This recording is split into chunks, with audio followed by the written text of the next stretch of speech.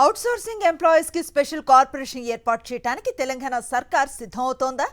కంపెనీల చట్టం కింద కార్పొరేషన్ ఏర్పాటు చేసి ఐఏఎస్ ను ఎండీగా నియమించనుందా?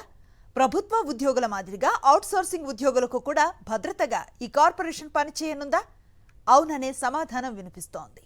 అవుట్సోర్సింగ్ ఉద్యోగుల కోసం ప్రత్యేక కార్పొరేషన్ ఏర్పాటు చేయాలని ప్రభుత్వం భావిస్తోంది. ఆ దిశగా కసరత్తు మొదలు పెట్టింది. రాష్ట్ర వ్యాప్తంగా దాదాపు 4 లక్షల మంది అవుట్సోర్సింగ్ ఉద్యోగులు వివిధ డిపార్ట్మెంట్లలో పనిచేస్తున్నారు.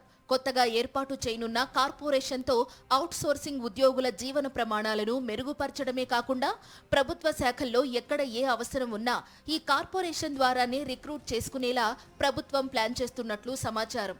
అవుట్సోర్సింగ్ ఉద్యోగుల నియామకాలు, జీతాల చెల్లింపులు, ఇతర సంక్షేమ పథకాలను పారదర్శకంగా కార్పొరేషన్ నుంచే నిర్వహించాలనేది ప్రభుత్వ ఉద్దేశం.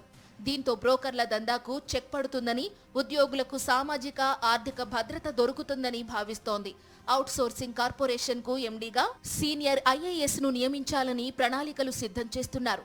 ఈ కార్పొరేషన్ పూర్తిగా జీఏడీ లేదా ఆర్థిక శాఖ పరిధిలో ఉంటుంది.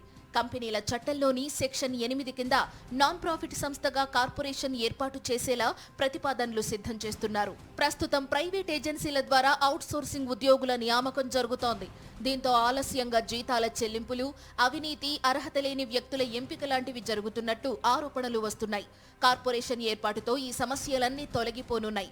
ఆధార్ వివరాలతో ఆన్లైన్ రిజిస్ట్రేషన్ సౌకర్యం కల్పించి వారి అర్హతలు, నైపుణ్యాలను ధృవీకరించిన తరువాతే నియామకాలు చేపడతారు.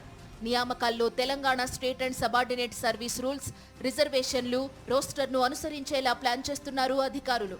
కార్పొరేషన్ ఏర్పాటైతే ఏ శాఖల్లో ఎంతమంది అవుట్సోర్సింగ్ ఉద్యోగులున్నారు, ఏ పనులు చేస్తున్నారు, జీతభత్యాలు ఏంటి, ఇంకా ఎంతమంది అవసరం అనే విషయాలపై పూర్తి స్పష్టత వస్తుంది.